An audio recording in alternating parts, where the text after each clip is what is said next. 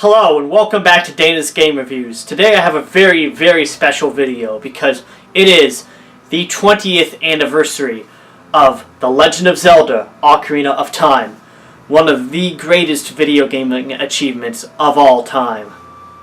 In the first video game that I ever truly loved. In the game that single-handedly turned me into the gamer that I am today. Let me backtrack to a time when I was 10 years old. It was an age of much innocence for me. An age where I was just starting to learn who I was.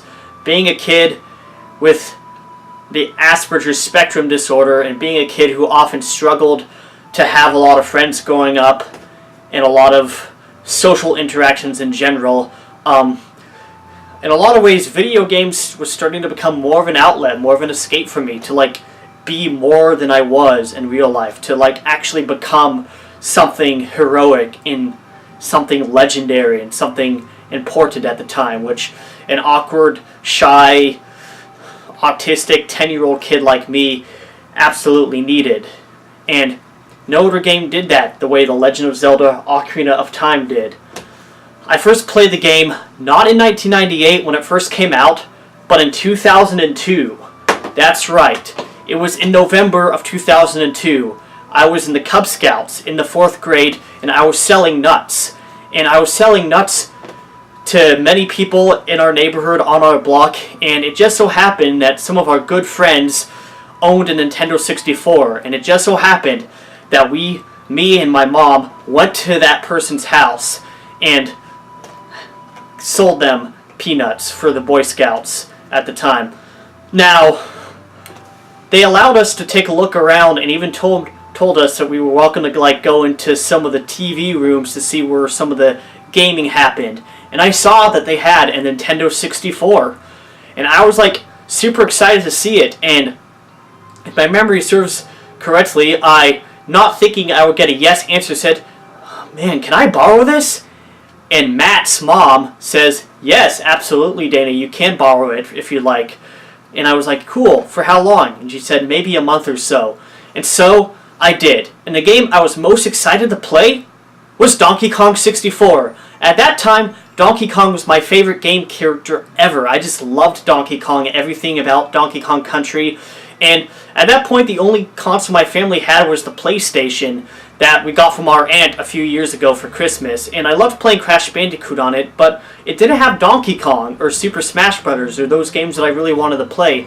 But one of the other games that was most mysterious to me was a game and a cartridge with a sword and shield on its logo and the title, The Legend of Zelda. The words that would become some of the most important words in my life. I remember plugging it into my Nintendo 64 for the very first time, not knowing what to expect, and hearing this opening, ominous, eerie music when I booted up the first file screen. I remember the title screen well enough, the man on horseback riding through the countryside, but it was when I booted up the game, already about halfway through, hearing the eerie, ominous, Latin-esque chanting in the Temple of Time, that my life changed forever. I recognized Link from the Super Smash Bros. Series instantly, but it wasn't until here where I really grew a connection with him as a game character, because as a 10-year-old kid, he seemed like everything that I wanted and aspired to become. A true hero fighting against evil. And I remember as I stepped out from the Temple of Time, seeing the ruined landscape of Hyrule Castle Town, and walking out into the market and seeing these undead zombie-like creatures, and I remember how frightened I was when I walked up to one of them and they instantly jumped on Link, bit him, and I instantly died for the very first time. I was so scared it took a couple of days before I went back and played the game again and started really exploring the land of Hyrule, seeing the Poes, the ghosts in Hyrule Field, going to Kakariko Village, finding the Lost Woods all on my own, and ending up in Kokiri Forest, and starting a new file and getting stuck in the Great Deku Tree over and over again. It was a game unlike any I had ever played. That very same Christmas in 2002, my family got a Nintendo GameCube, and so I ended up giving the Nintendo 64 back to our neighbors, Matt, and his family. And Unbeknownst to me at the time, there was a new Zelda game coming out for the GameCube. But the game I really wanted to play was Ocarina of Time. In a few months, it was in March, after a fencing class, my mom agreed to buy me a new game. And for whatever reason, I was walking through the Best Buy, and while I knew there was a new Zelda game on the way that I wanted to see, I was shocked when I saw that there was a special edition of The Legend of Zelda Ocarina of Time, the very game that I played on the Nintendo 64, the game that I had been so obsessed with in my mind for so many months.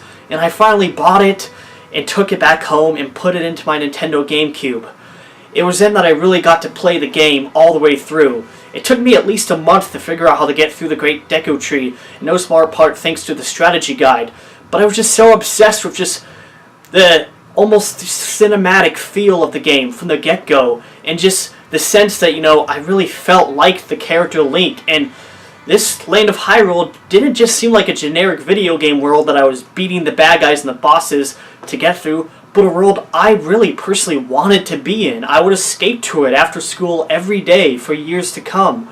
I would escape to it to replay the game over and over again, to go through the dungeons, to collect every Skulltula and heart container.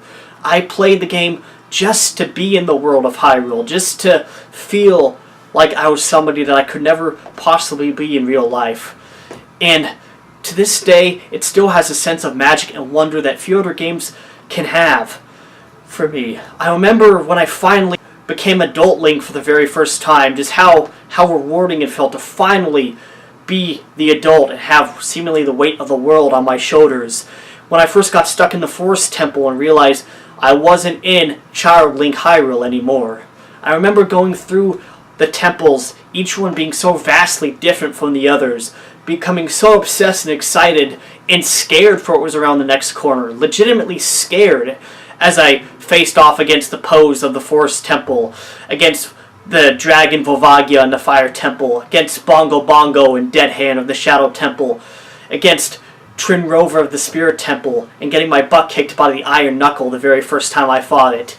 And of course, the climactic ending against Ganondorf, finally ascending those staircases, really feeling like I personally had grown with Link, the character, and going up those staircases and having a climactic showdown with the King of Evil Ganondorf himself, only to have to escape a crumbling Ganon's tower. It was only then that I found out it had just begun, and the great King of Evil Ganondorf turned into the hideous beast Ganon, in the most epic boss fight that I had ever experienced at that time, literally feeling like I was fighting something as menacing as Sauron from the Lord of the Rings. And when I finally did beat the game, a feel of somberness and elation and reward crept over me, like all the feelings I could possibly have at one point. It was the first game in history that felt like it was everything I wanted it and needed it to be, and it was so much more than just that, to the point where I went back and continued to go back and play it over and over and over and over and over and over and over again to this very day. I eventually bought a Nintendo 64 and an original Zelda Ocarina of Time gold cartridge at a secondhand shop, and I played all the other Zelda games since. And while yes, The Legend of Zelda Breath of the Wild managed to narrowly top it almost 2 years ago as my all-time favorite game, leaving Ocarina of Time in a very close second place, no other game will ever give me that original sense of feeling of love and nostalgia and wonder, and I don't think any game can ever top it for me in that regard. It's the very first game I ever loved, and more than that, it's the very first game that showed me that video games were more than just games. They were art, they were experiences, they were things that could satisfy aspects of ourselves, teach us about ourselves, help us grow, allow us to seek the moral underpinnings that we so often struggle to find in our real life. And Ocarina of Time meant so much and continues to mean so much to me. And I just can't say it enough, but Ocarina of Time, you deserve all the praise you ever got and then some, because what you did for a 10-year-old boy who wanted to become a man, you managed to change me from being an awkward 10-year-old to becoming somebody who's able to make the kind of videos about video games that I love to make today. It's because of Ocarina of Time that I'm the gamer I am today. It's because of Ocarina of Time that I love the idea of getting into the games industry. No other game even comes close to Ocarina of Time in shaping who I am as a person in my true loves and passion in life. Ocarina of Time, I just have to say, happy 20th anniversary. You mean so much to me, and you will continue to do so. And thank you, Shigeru Miyamoto and Nintendo, for creating such a wonderful masterpiece that will forever be one of the finest achievements in gaming history.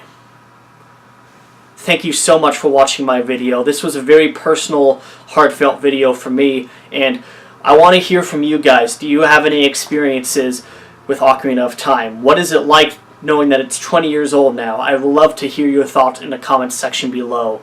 And I just want to say thank you for watching my video. If you love Zelda related stuff, Nintendo stuff, gaming stuff, film stuff, graphic novel stuff, please subscribe to my channel, like this video, share it, and I would love to see you next time. God bless and peace out.